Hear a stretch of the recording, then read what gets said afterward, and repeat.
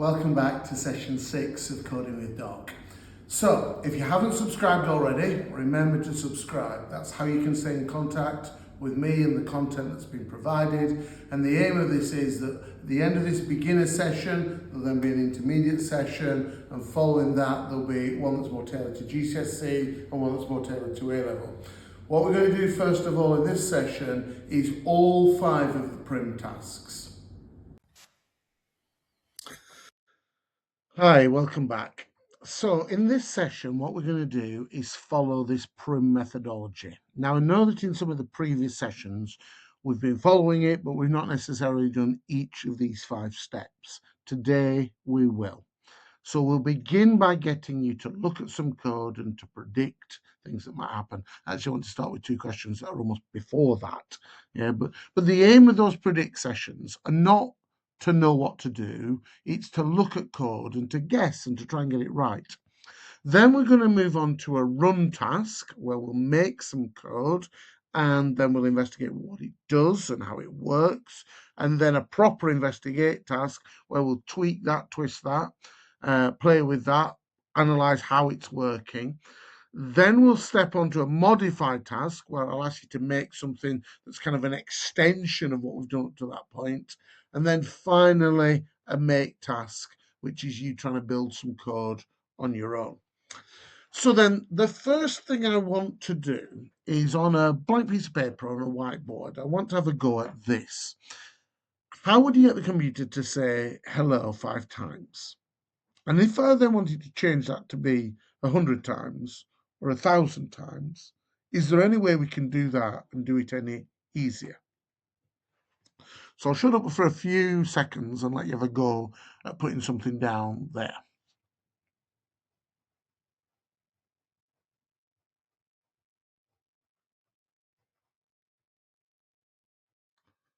So in terms of that, on the first one, I suspect some of you that haven't done a lot of coding before will have gone print hello, print hello, print hello, print hello, print hello. And you'll have done that 5 times. And that indeed would say print hello 5 times on 5 separate lines. But if I wanted to print hello 100 times or 1,000 times, you might be a little stuck. And there's something coming up on this next question I'm about to ask that might help a little bit with that.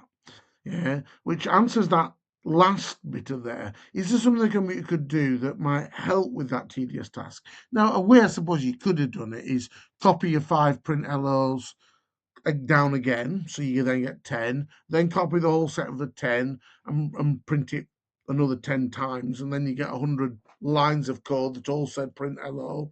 And then if you want to do it 1,000 times, copy the whole 100 and print that 10 times, then you get to 1,000 and have 1,000 lines of code all saying print hello. But that seems a very long way round, and it stands to common sense as probably a better way than that. So then let's look at the second question. So the second question simply says, what do these 3 words that we've been going on about mean? What is a sequence? What's a selection? What's an iteration? And just as before, I'm going to shut up for a few minutes and let you have a go at that.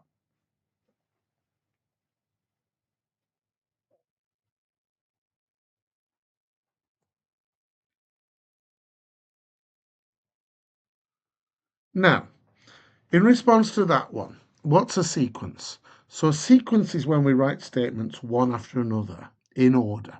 So it's do this, now do this, now do this, now do this. So in effect, print, print, print, print, input, print. And it's a sequence, it's just doing it one after the other. Then last session and the session before that, we looked at this idea of selection, making the computer make a choice. Did you pick this or did you pick that? Do we print this or do we print that?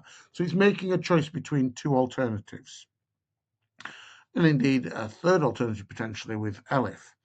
And then lastly, I wanted to look at this idea of a loop, where we might use a for loop or a while loop. Let's look at some predict examples. I'll go straight into the video. Moving now then to these predict questions, we've come across now this for loop, this idea of a for loop. Now, this idea you can see here. And what I want you to do is simply look at that code. What do you think it's going to produce on the screen? So it's print starting countdown, and then it's got an indented bit that prints count, but it's counting range 5, and then it prints the word blast off. What do you think it's going to do? How's it going to work? I'll shut up for a few minutes and let you have a go answering that.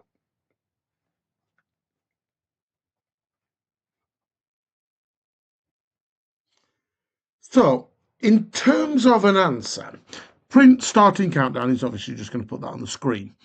And then for counting range 5, the first thing here is the word count. It doesn't matter what you call it. It could say for X in range 5, or for Y in range 5, or for variable in range 5. It's just a word. Yeah, it's just the name of a variable. It doesn't matter what that's called. That's not specific program code, is what we've called it in terms of calling it count. Yeah, I've just called it count because it's counting. But in effect, it's counting up to 5 in range 5. Count up to 5. And each time round as it counts, print out the count. And then it's indented, and then it says print blast off, not indented. So we'll look at what that will do. And what that will do is this. So it puts starting countdown on the screen, as we said it would. It starts its counting at 0 because a computer always will. It'll always begin by counting at 0, and then it'll count 5 numbers. So 0 is the first number, 1 is the second, 2 is the third, 3 is the fourth, and 4 is the fifth, and then it'll stop. And then it'll print the word blast off. Now, if I put print blast off indented, what would happen there is it would print the number and the word blast off each time. So it would say 0, blast off, 1, blast off, 2, blast off, 3, blast off, 4, blast off, because the blast off would be in the loop. It would be doing that each time it was going round the count, in effect. So it would say, I've counted from 0, and then it'll say, now I need to print out the number and to print out the word blast off. And then I need to go back and then count the next number, print off the number, and print off the word blast off. And so you'd get this kind of repetition. It's only by taking it out of the loop at the end, by saying print blast off out of the loop, that it'll print blast off separately. Now, this type of program code you can see is helpful on this sort of thing. If I was wanting to print hello 5 times or hello 100 times, to be able to say print count in range 5, you could go for count in range 5, print hello, and it would then just keep going around. Instead of printing the counter each time, it should print the word hello. Or for count in range 100, print hello, and it would print it 100 times. Or print for count in range 1,000, print hello, and it print it 1,000 times. So there's a quick way of in effect making the computer go around, and you wouldn't need to put the count variable in the print in order for that to happen. So that gives you the first predict. Now, let's turn to the second predict in your whiteboards or any pieces of paper so you can make a note about what you think is going to happen. And that's this piece of code. What do you think it's going to do? What do you think is happening?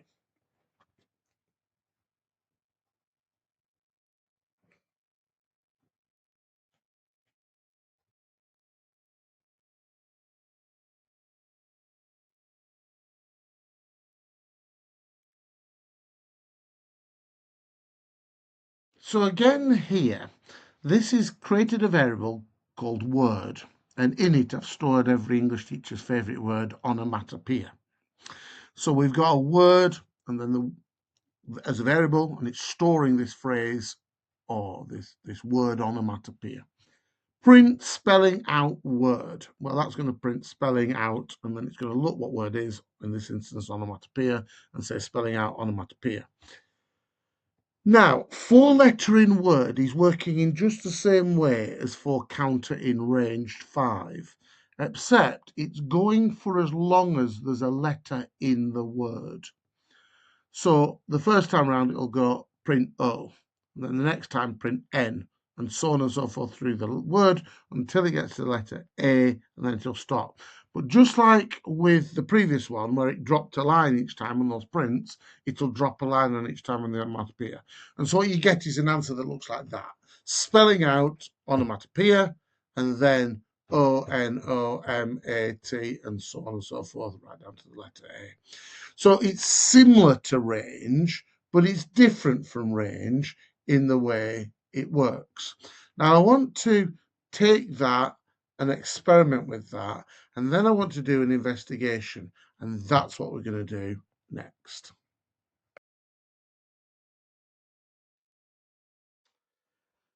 Let's turn now to investigate. So I'm going to take exactly the same idea. So 4, and instead of using X or count, I've now used a different letter. I've used letter I. So for I in range 5, print I. Which you know what that's going to do. It's going to go 0, 1, 2, 3, 4. But then I want to change the question to say, what happens if I change the range to 10? What happens if instead of 5 I put 2, 7? What happens if instead of 2, 7 I put 1, 10, 2? And then some questions. Can I get it to print 1 to 5 instead of 0 to 4? And can I get it to count backwards? And is there a way in which we can do that? So let's now look at those particular ideas. So to do that, I'm going to flip into Trinket, and I'm going to take the Trinket example that we had before. And in that Trinket example that we've had before, I'm going to go for I in range 5. And then in the loop, I'm going to say print I.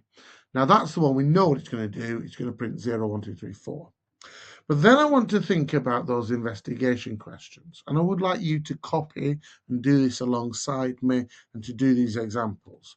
What happens when I change it to 10? You do that. Now hopefully you paused that then and did it, and you'll find it goes 0, 1, 2, 3, 4, 5, 6, 7, 8, 9. So it's not as crisp as doing 1 to 10. It's gone 0 to 9. Well, how's that going to change? And again, you follow along with me. Pause me if you need to. What happens when I go 2 to 7?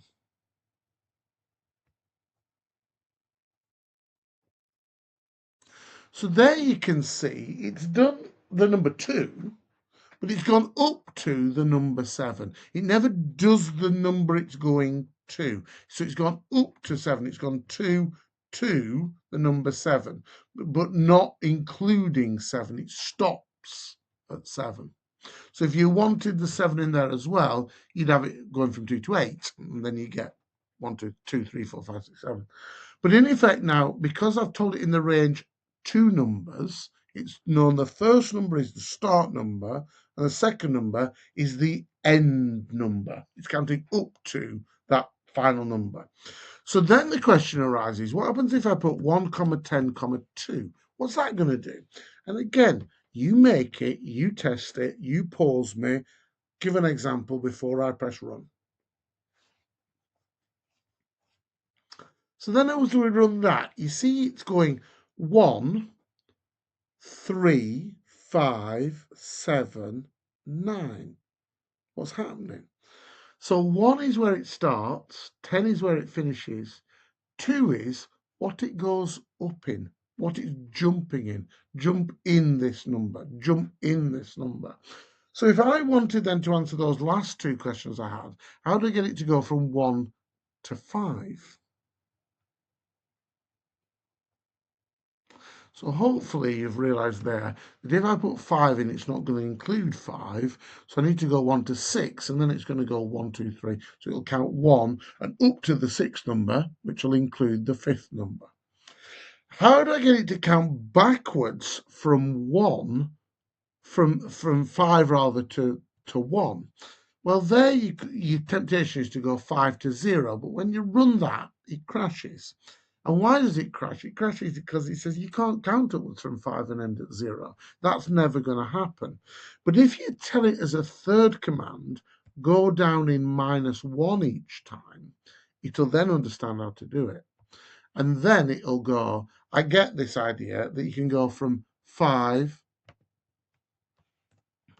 to 0 to -1, and there it'll go 5, then 4, then 3, then 2, and then 1, and it'll count down in that order.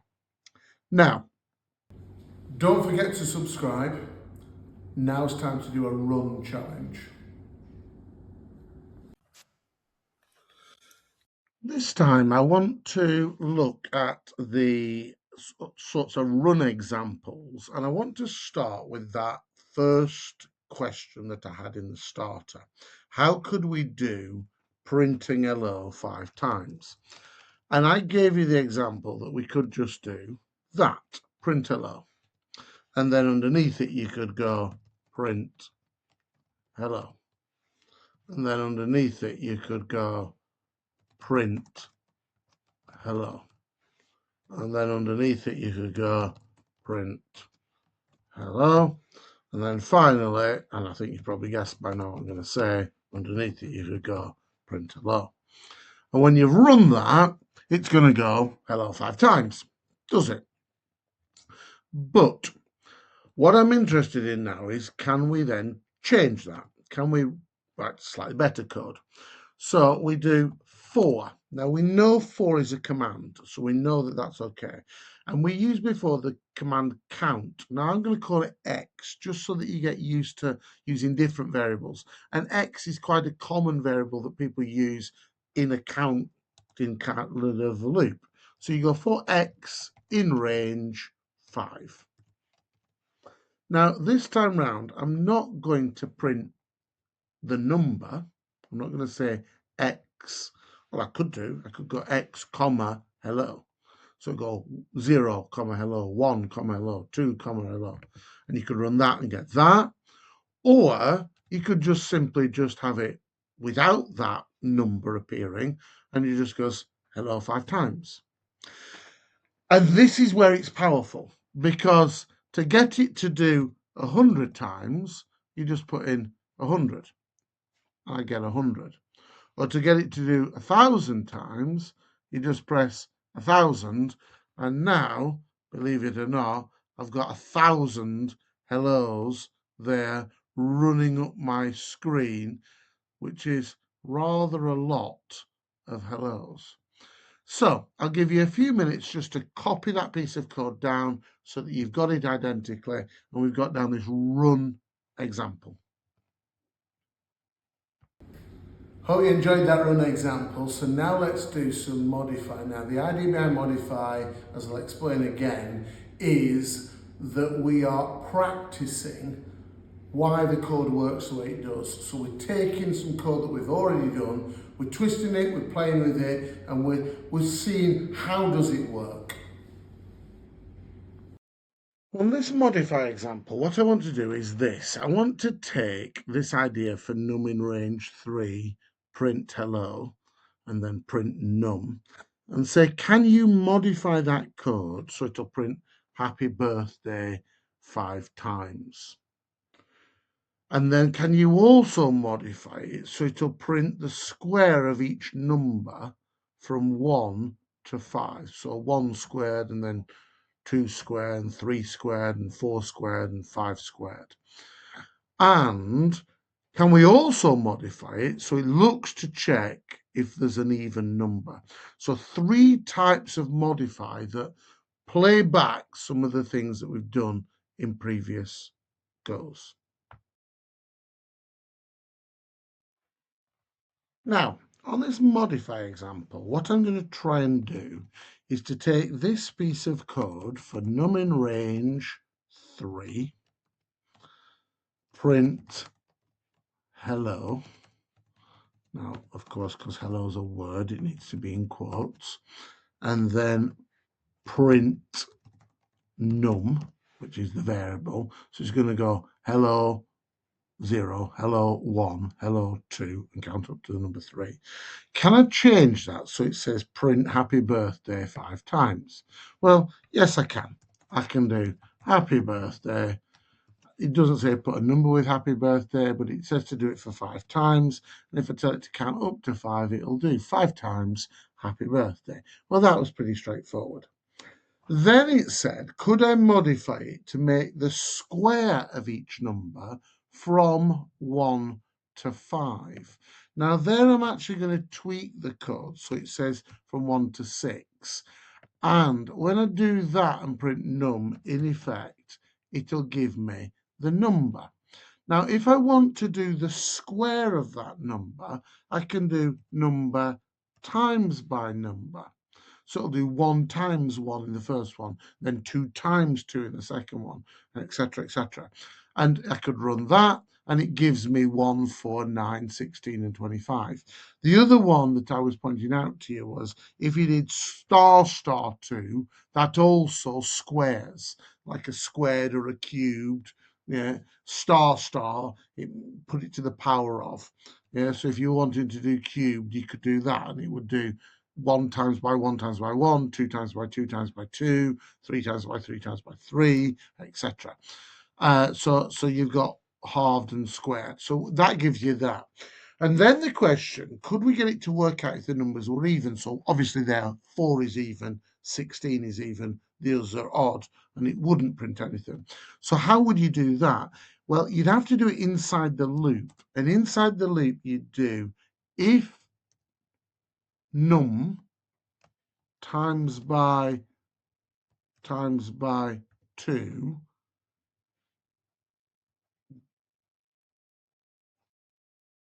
put that in brackets so it works that out, and then say the answer to that, and then as I gave you on the slide, percentage 2 says is there a remainder when it's divided by 2. So is there a remainder? At that point, if there's a remainder, if the remainder is 0, it's going to say print even. Now you'll notice now I've got an indent inside an indent for the very first time. Yeah, so this indent is working off this if, and the whole thing is working inside the loop for each number which is changing each time around. My else, it prints odd. And now when I run that, what I get is 1, odd, 4, even, 9, odd, 16, even.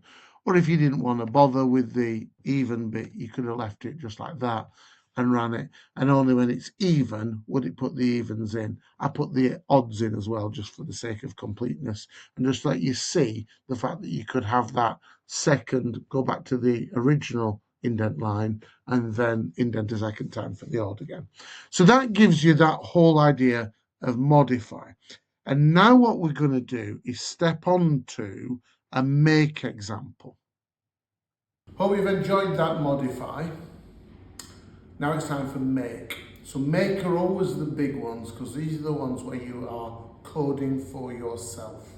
And the idea behind this make session is that you'll write the code and then we can look at it and see does it work. I'm going to end up doing 2 make examples with you. The first one is this one. Can you use the for loop to create that? Now each of those characters you can do, if you were doing say for num in range, you could have a num times by and a character, and it will give that many copies of the character. So that's a relatively easy example. So because that's more like a modify than a make challenge, what I now want to do is move on to a second, more distinct make challenge as well. So have a go at that one, but when you've done that one, have a go at this second one. And in the second one, I'm trying to get you to think of a program in a way that we'll do in the intermediate section. So we're not at the intermediate section yet, we're just in the beginner section. But in the intermediate section, when we get through to that code, and when I've got that code online later on, part of it is chunking up your program into parts. And here, I'm trying to get you to think of it in terms of being in parts. So first of all, I want an input where you ask the person their name. And then once they've given the name, I also want a message. And then I also want a character. And once you've got that set of things, I want you to build it with 25 on the top and 25 on the bottom. And in the middle, it says sending a greeting to, and then it spells out their name. And then it puts their greeting, you're the best, or you're awesome, or whatever you've decided to do, after their name, then a start, and then it finishes. And I want you to, at this stage, to pause the video and give that one your best shot.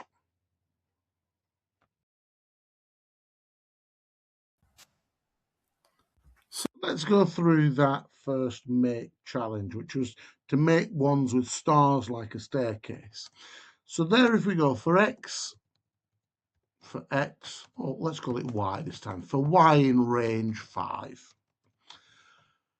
Now what we want to do is print Y times by, and then the number of lots of the character we've chosen. Now in the thing, I use the times character as well as the times command. So Y times, and then in quotes, it is an asterisk. And if I run that, I get 1, 2, 3, 4. Now actually on the example itself, there was one with 5, so I need to change the range up to 6. So I get that. And you could argue that on the example that I gave you, there was one space between the lines. So there would give you the space between the lines as well by putting that into the gap. So that would be the first make example answer. Now, let's have a look at the second one. So I'll leave that first one there. Now, how I stop that one running is simply dropping a hashtag before each line. It stops that line from working. And now I can do the second example. Look, if I just press run there, it's blank, nothing runs. I can do the second example underneath. So the second example needed me to get the person's name to begin with. So name equals in input. What is the name of the person receiving the greeting? And that gives them a chance to type in whatever they want. And then message equals an input. What message would you like to send? So that's the you're great or happy birthday or whatever we're saying around that. And then last of all, character equals an input. What special character would you like to use in the border? So that allows them to pick whether they're using an asterisk or a star or whatever else. So that gives those three things stored as different ones. Now, on this next one, I want to do a loop that is going to print me, that 25 asterisks. Well, I don't need a loop to do that. I can just simply go print 25 times by character. And if I run that, you'll see what's the name of the person, and I put in, don't put it in the program, put it in the run. I put in, say, Alice. What message do you want to see it to send? So I want to send the words happy birthday. It's obviously not there yet. And what character do I want to send? And I'm going to say pound signs. And then it will give me 25 pound signs. So that solves that first bit of it. Now, the next bit I want to do is do send a greeting to. So print character, comma, sending a greeting to, comma, character. And that's going to give me that second line of the thing itself.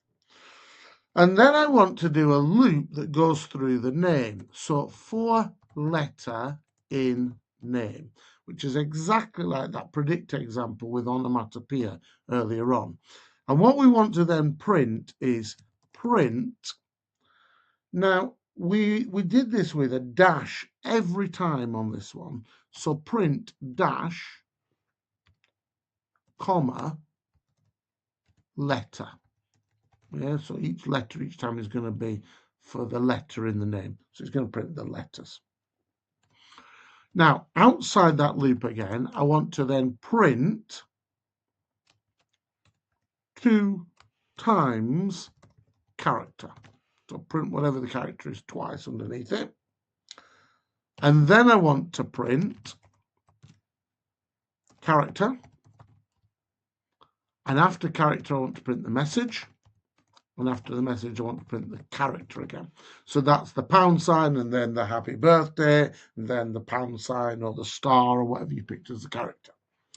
And then I want to do print character, comma, and a space, and then the character again. And then finally, I want to do print 25 times the character. Now that should give me the full message. So if I run that, it says, what's the name of the person? And I'll stick with the example that I used on the slide with Alice. What message? And I'm going to put, you are awesome. I'm suddenly American on you. And then last of all, what special character do we want to use? Now I'll use the asterisks. So at that stage, it's going to go, sending a greeting to Alice. It's put all the stars in the right places. You're awesome, stars, and then stars down the bottom. So you can see that's done that second make challenge. And that takes us to the end of this particular session.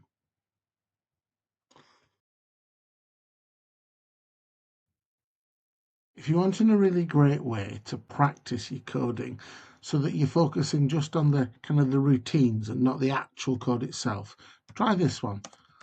Put into Google Toxicode. You can see it's there, compute.it. And all it asks you to do is to make these movements. So this one, right, easy.